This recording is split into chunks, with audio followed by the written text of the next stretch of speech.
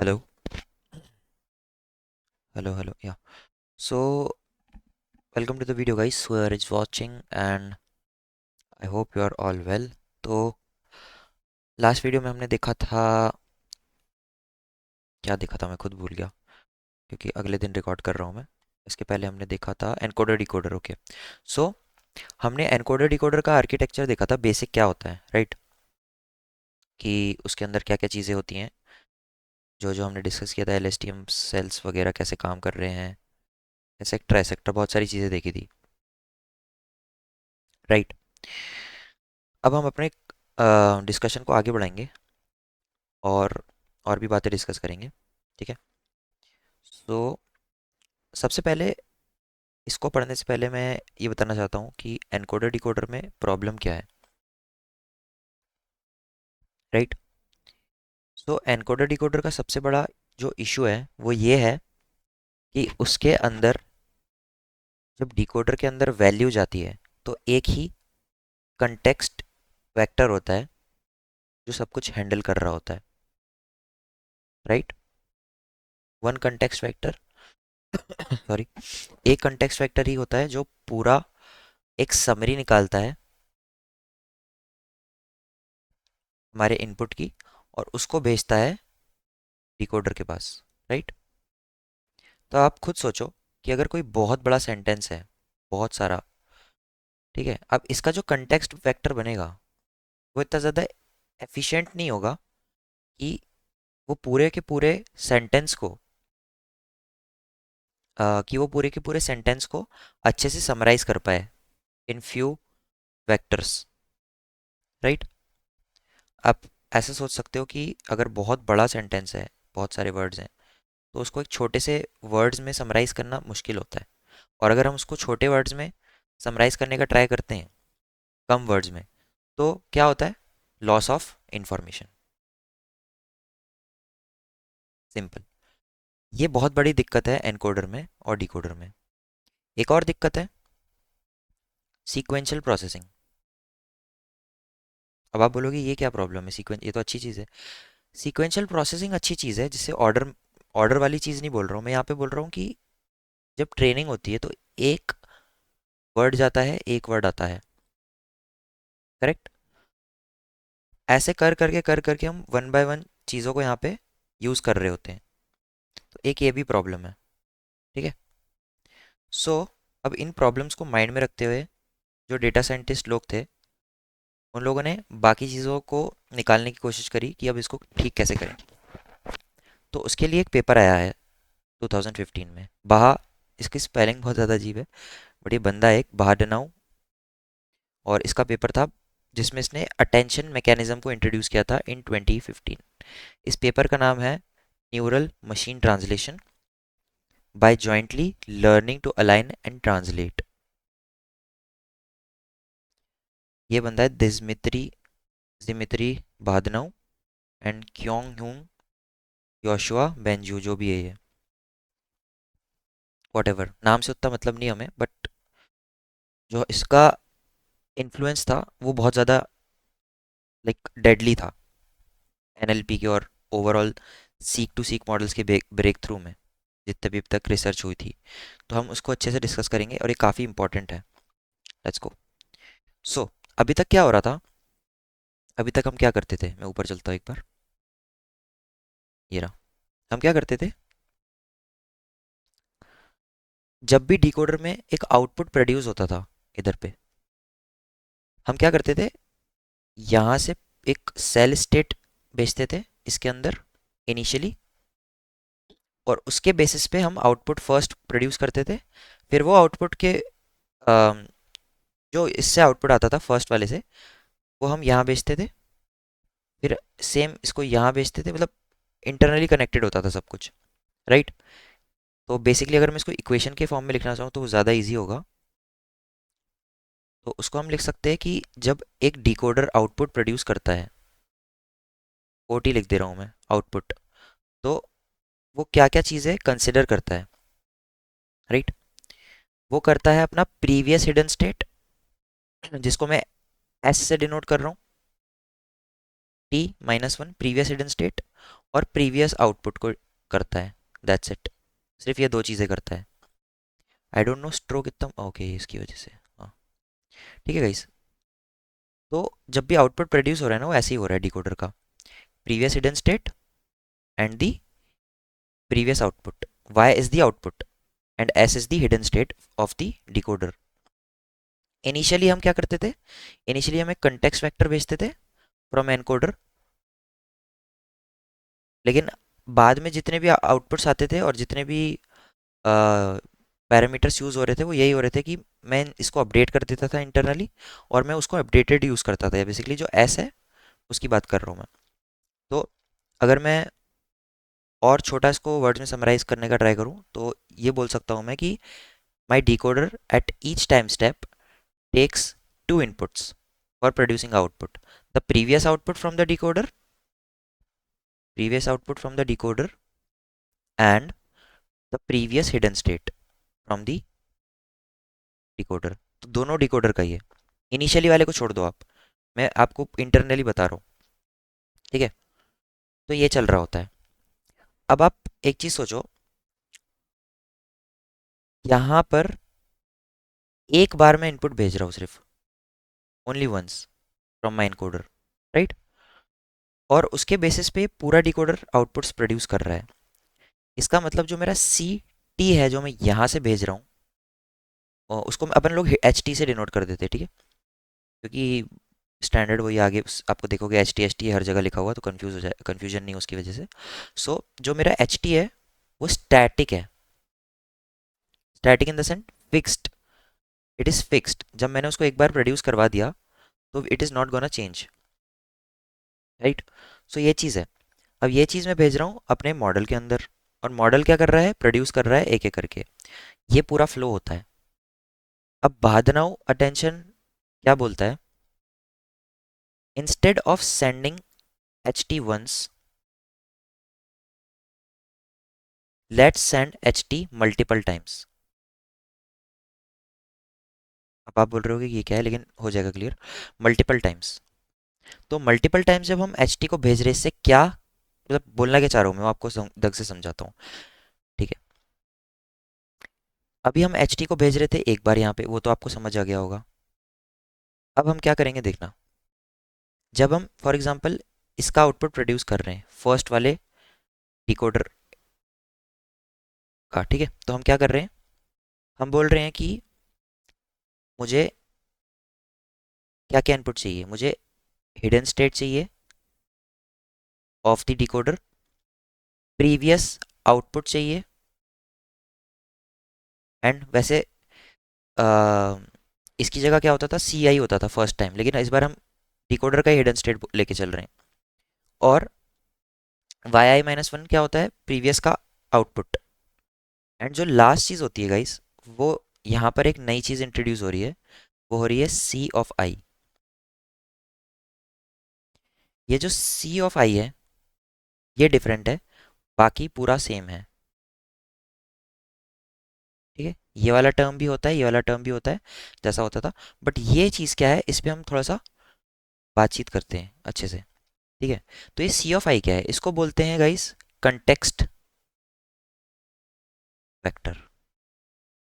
अब आप बोल रहे हो कि कंटेक्स्ट वेक्टर तो पहले भी था, बट ये स्टैटिक कंटेक्स्ट वेक्टर नहीं है जैसा हमने देखा कि एक बार भेज दिया। ये डायनेमिक है। अब आप खुद सोचो, अगर एक सेंटेंस है,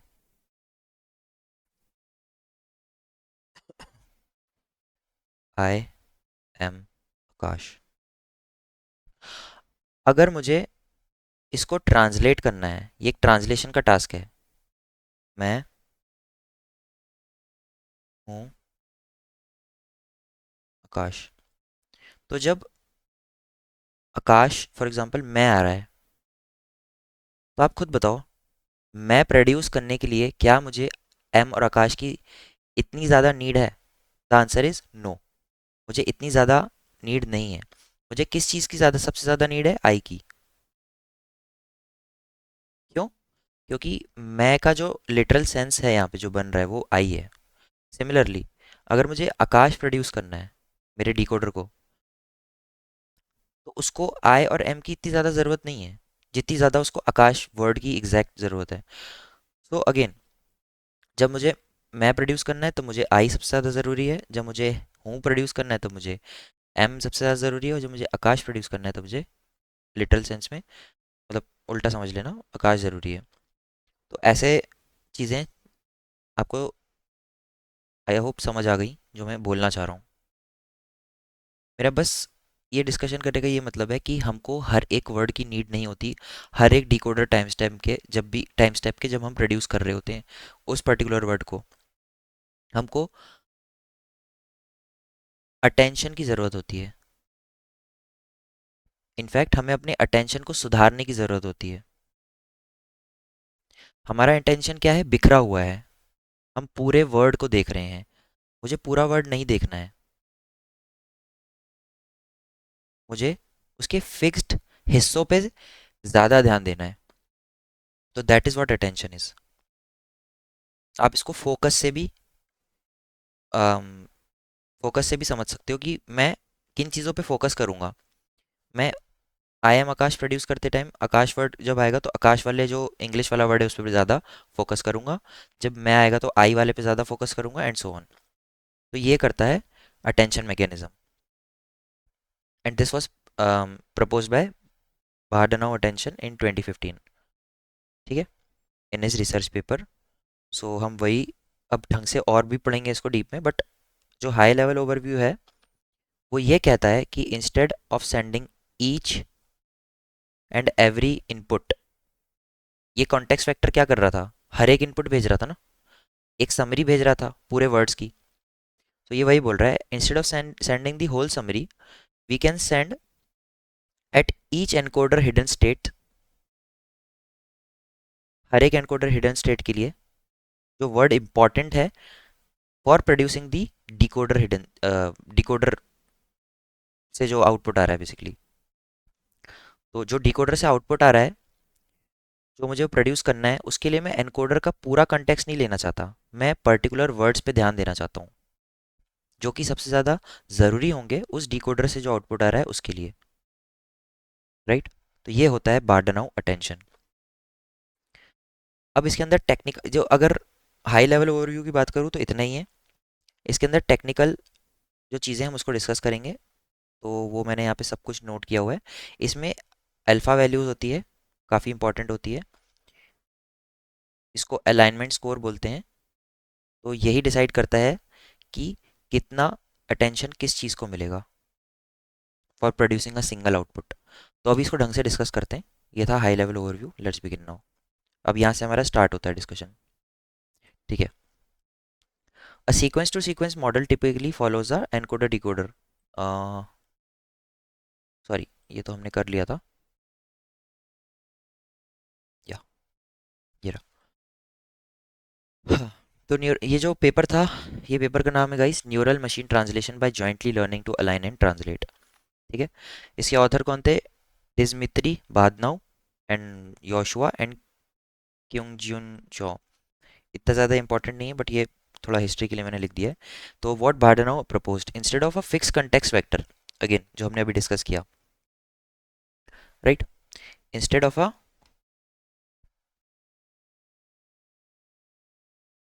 instead of a fixed context vector, compute dynamic context vector for every time step in the decoder. ठीक है, every time step the decoder. This allows the decoder to focus on different parts of the input sequence while generating each word. Use alignment scores to decide which encoder hidden states are more important at each step. Okay, ये हमने कहीं ना कहीं अभी जो बातें की हैं वही यहाँ पे लिखा हुआ है। हम इसको और भी डिकोड करेंगे, बट ये ऊपर ऊपर से आप समझने के लिए पढ़ लो। ठीक है, व्हाट वाज द प्रॉब्लम, ये हमने अभी भी डिस्कस किया था। कंटेक्स्ट वेक्टर बॉटलनेक, इसको कंटेक्स्ट वेक्टर बॉटलनेक बोलते हैं टेक्निकल टर्म में। मतलब बॉटलनेक तो एक नॉर्मल सा ही वर्ड है, बट हाँ, जो भी है। In vanilla seq to seq models, Sutskever वाला जो हमने पढ़ा है, the encoder compresses the entire input sequence into a fix size vector, final hidden state of the encoder, जिसके अंदर समरी होती है ऑफ पूरा का पूरा sentence. For short sentence this is fine, ठीक है, छोटे सेंटेंस के लिए ठीक है। बट अगर बहुत बड़ा सेंटेंस है तो उसमें दिक्कत होगी, ये हमने अभी डिस्कस किया था। The decoder struggles to generate accurate translation because it has only one compressed representation of the input. Solution: attention mechanism. Instead of relying on single context vector, the decoder attends to different parts of the input sequence at each step dynamically. यही हमने अभी discuss किया था सब कुछ। Intuition, यहाँ पे अच्छे से आपको और समझ आएगी चीज़ें। अभी बहुत बड़ा डिस्कशन है तो धीरे धीरे सब क्लियर होने लगेगा अगर कुछ समझ नहीं आ रहा है तो। Instead of compressing all the input information into one vector, we let the decoder dynamically attend to different parts of the input sequence at each step. I hope ये इंग्लिश आपको समझ आ रही हो। नहीं आ रही तो मैं हिंदी में अच्छे से बताता हूँ। Instead of compressing all the input information into one vector, जो हम कर रहे थे, जो लास्ट हिडन स्टेप आ रहा, हिडन स्टेप से एनकोडर के हमें आउटपुट मिल रहा था, उसमें हम सब कुछ इन्फॉर्मेशन को एक वेक्टर में रिप्रेजेंट कर रहे थे। वो करने के बजाय we let decoder dynamically attend to different parts of the input. ठीक है, हर एक अलग अलग जो हिडन स्टेट्स हैं एनकोडर के, उनको डायरेक्टली डायनेमिकली अटेंड कर सकता है ये। ठीक है, यानी कि जो मेरा एनकोडर का एक टाइम स्टेप है, it is attending to each and every word of the encoder, ऐसा बोल सकते हो आप, before producing the output. If translating जी स्यूस एतुडियांत I am student, then what predicting I sorry then when predicting I, the model will focus more on ये, when predicting student the model will focus more on edit, जो भी लिखा है ये, ठीक है। better transaction no better translations, no context bottleneck, works well for long sentences। ठीक है, इसको अटेंशन क्यों बोल रहे हैं हम, आई होप आपको समझ आ रहा हो कि इसको अटेंशन इसलिए बोल रहे हैं क्योंकि जो एक सिंगल डिकोडर का वर्ड है, एक जो सिंगल डिकोडर का वर्ड है, it is attending to each word in encoder before producing an output, right. तो ये वो चीज़ है। Key contributions addressing fix length bottleneck, again जो हमने डिस्कस किया, ठीक है। इंट्रोड्यूसिंग अटेंशन मैकेनिज्म, जो हमारा अटेंशन मैकेनिज्म आगे भी इसमें जो चेंजेस आए वो पढ़ेंगे, बट ये फर्स्ट टाइम इंट्रोड्यूस हुआ था और ये बहुत ही ज़्यादा सही चीज़ है। Soft align learnable weights, it uses bidirectional LSTMs. The decoder learns to align each output word with different parts of the input using a weighted sum of the hidden state. इसके बारे में हम पढ़ेंगे, बट इतना आपको समझ आ रहा होगा कि जो आर्किटेक्चर है उसमें बाई डायरेक्शनल LSTMs यूज हुए हैं।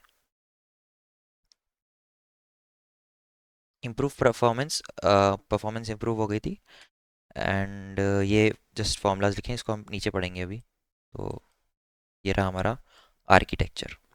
तो लेट्स गो गाइस, इसको बढ़िया से तरीके से पढ़ते हैं। ये समझ आ गया तो बस दैट्स इट, फिर और कुछ है नहीं। ठीक है, लेट्स गो। सो हो क्या रहा है यहाँ पे, अगर आप हाई लेवल देखो तो हमने अभी डिस्कस किया था दैट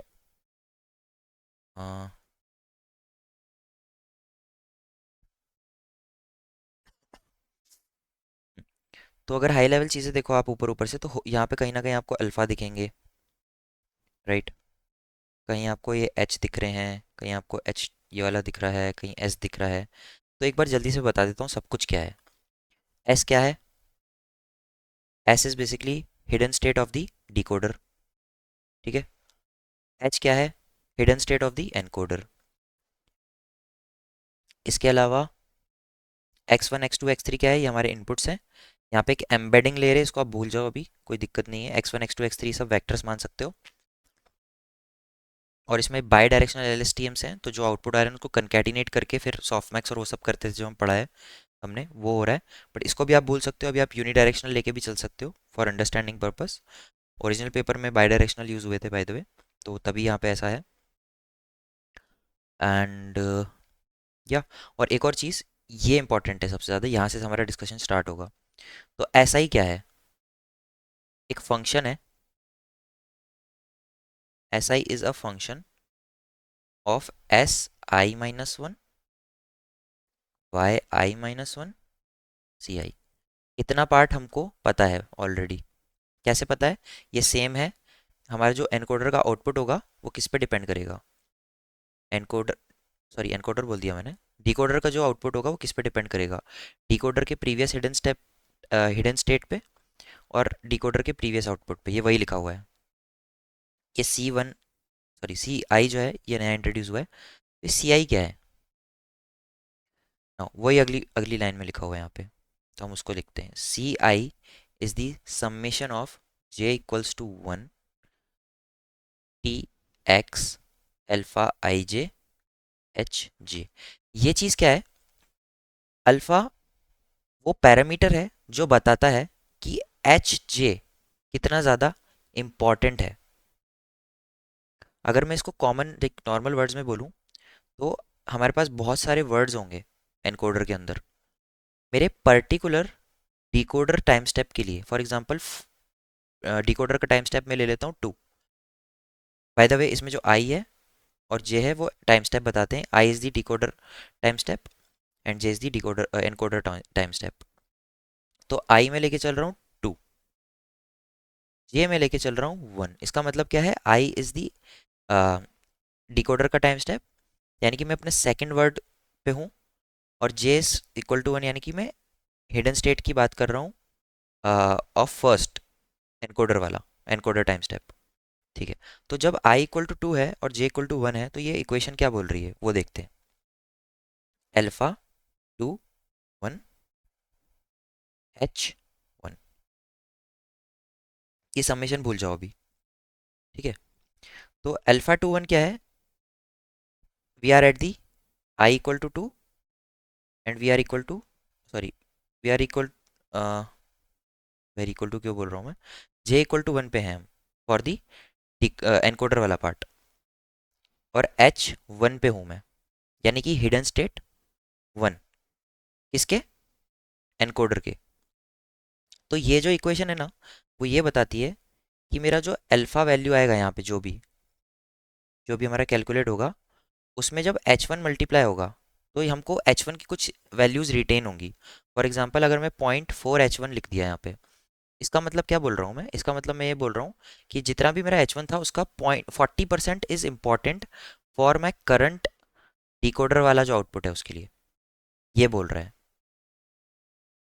यानी कि जो मेरा सेकेंड आउटपुट है उसको प्रोड्यूस करने के लिए 40% of the first word is being used, 40% focus is being given to the first word. This is what is this. इसके अलावा सिमिलरली मैं एक और एग्जांपल ले लेता हूँ। अगर मैं अल्फा 2 2 कर दूँ यहाँ पे, इसको 2 बना देता हूँ।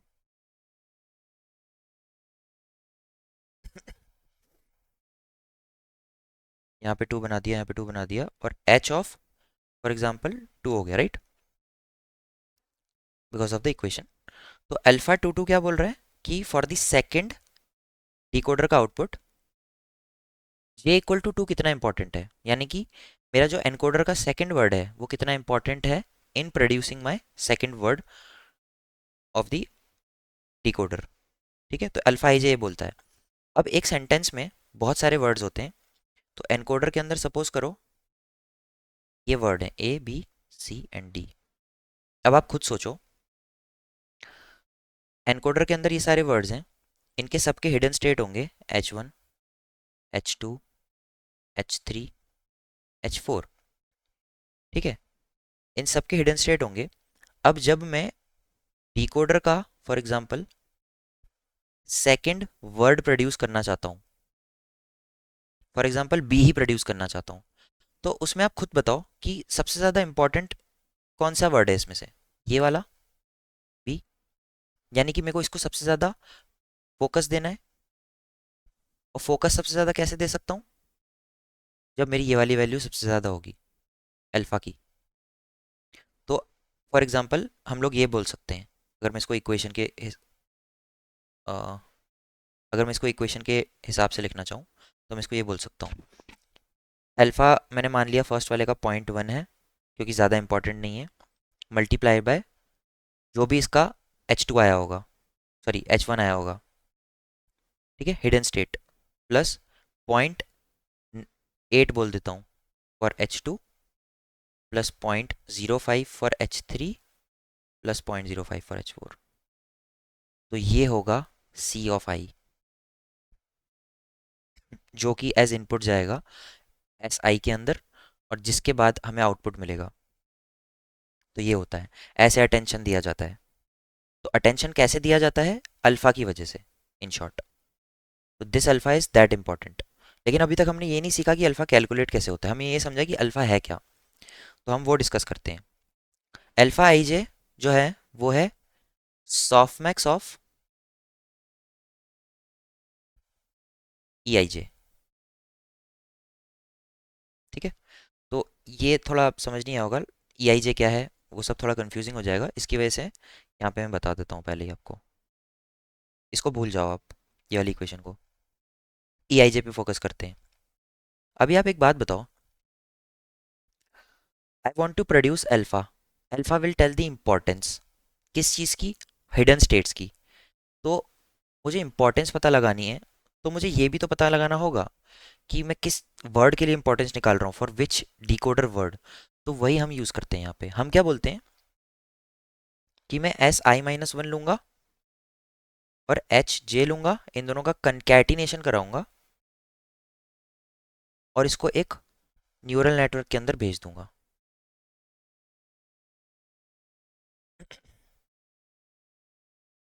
इसको कहाँ भेज दूंगा? एक न्यूरल नेटवर्क में भेज दूंगा। अब ये है क्या, है थोड़ा सा समझते हैं, काफ़ी जल्दी बता दिया मैंने। बट हाँ, जो है एस आई माइनस वन है ना, ये दिखाता है कि अभी तक कितना कंटेक्स्ट जनरेट हो चुका है। अगर मैं आई इक्वल टू टू की बात करूँ तो ये क्या होगा? एस वन होगा। अगर मैं आई इक्वल टू थ्री की बात करूँ तो एस टू होगा। तो इसका मतलब क्या है? ये हिडन स्टेट है डिकोडर का।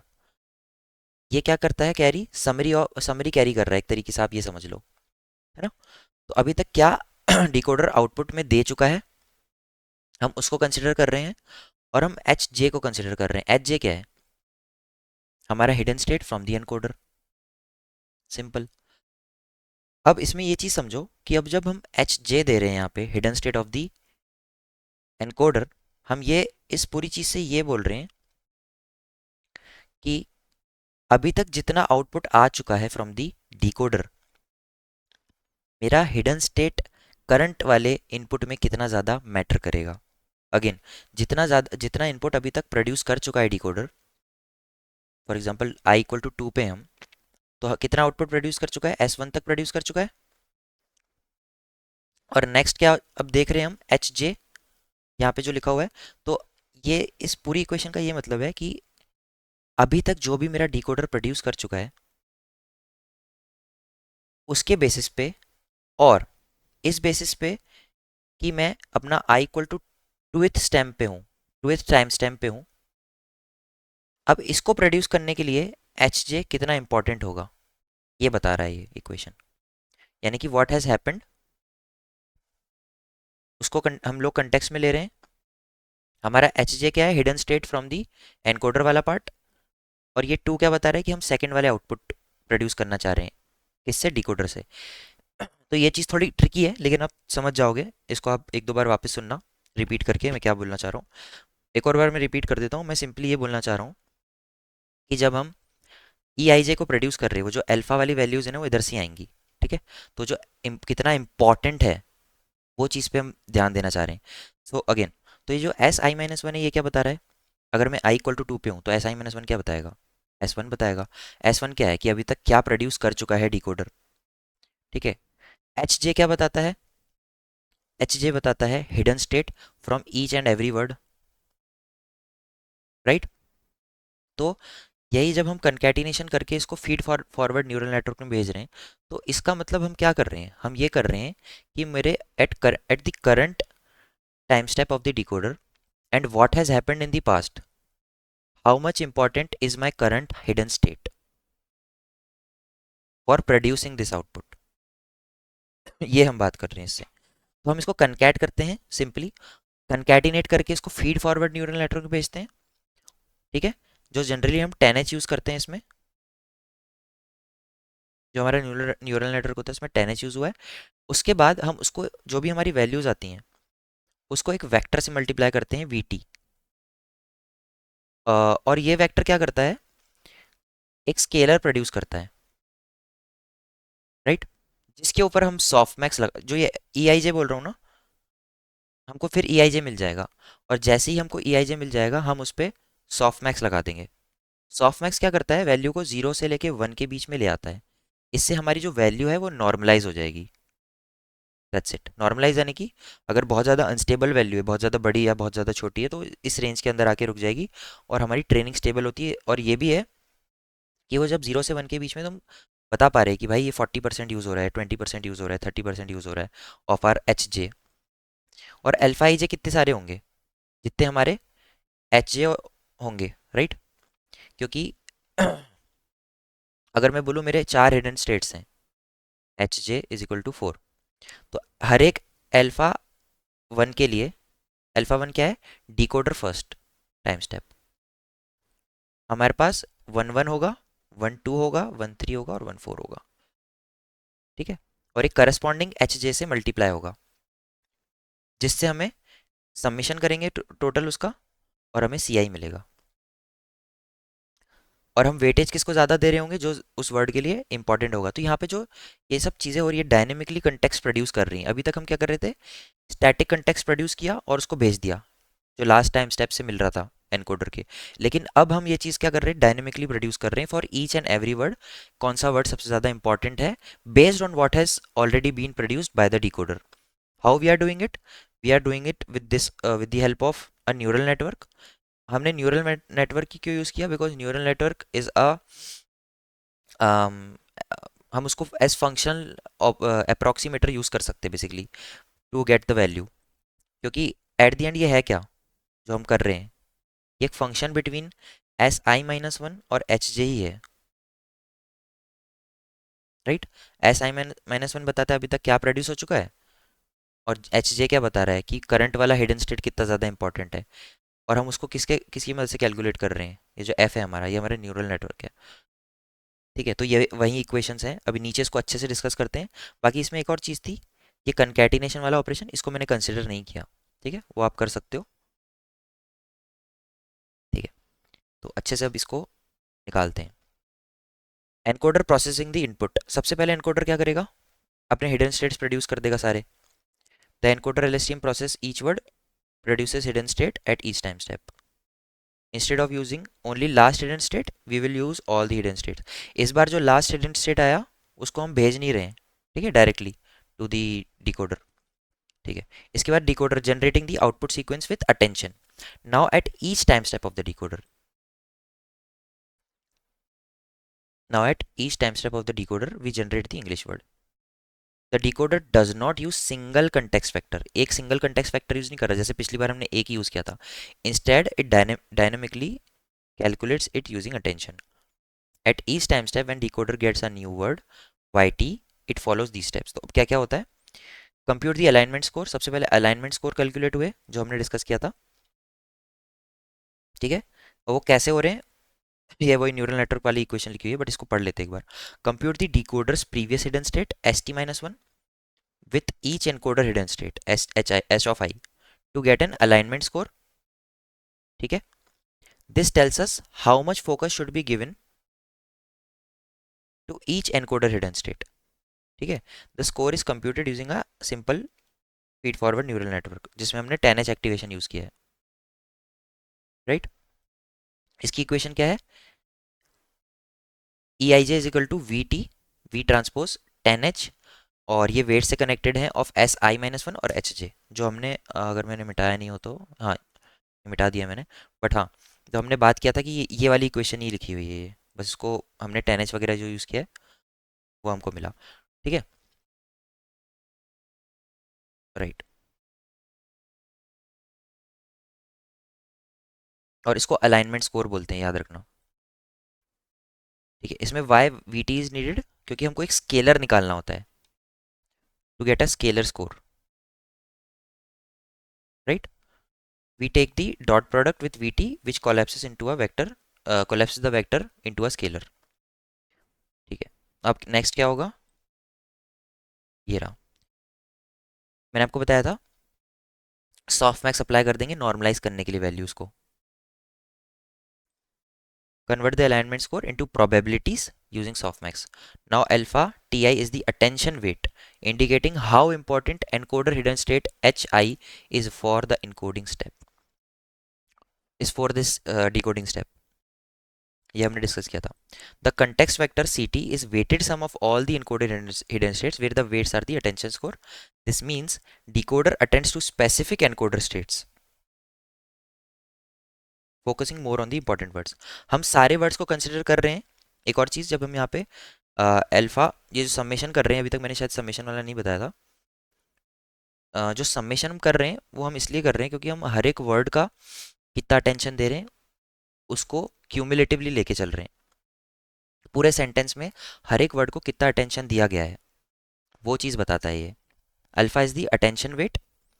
जो हमारा ई था वो था हमारा अलाइनमेंट स्कोर, जिस पे हमने सॉफ्ट मैक्स लगाया तो हमें अटेंशन वेट मिल गए.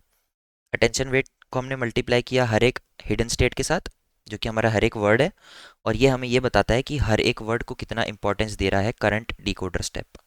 यानी कि करंट डिकोडर के लिए कौन सा वर्ड कितना इंपॉर्टेंट है वो इधर डिसाइड हो रहा है इस इक्वेशन में. ठीक है. अब क्या होगा, हम तीन चीज़ें लेंगे.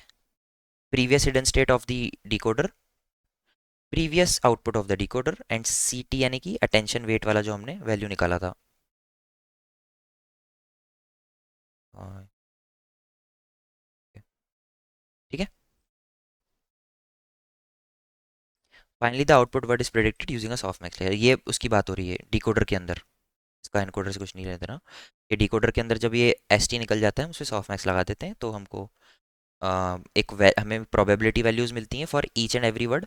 और इस सॉफ्टमैक्स के अंदर कितने न्यूरॉन्स होंगे, इसके अंदर उतने ही न्यूरॉन्स होंगे जितना हमारे यूनिक वर्ड्स होंगे कॉर्पस में. ये शायद हमने पहले डिस्कस किया हुआ है.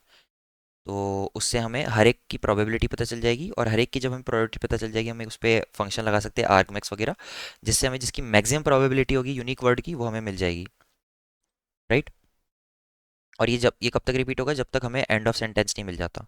तो this is how attention mechanism works of the Bahdanau attention, which was introduced by him, Bahdanau himself, and it was in 2015.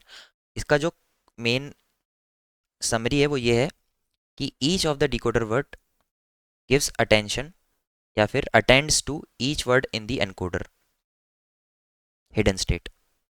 Right. तो या दैट्स इट. Thank you.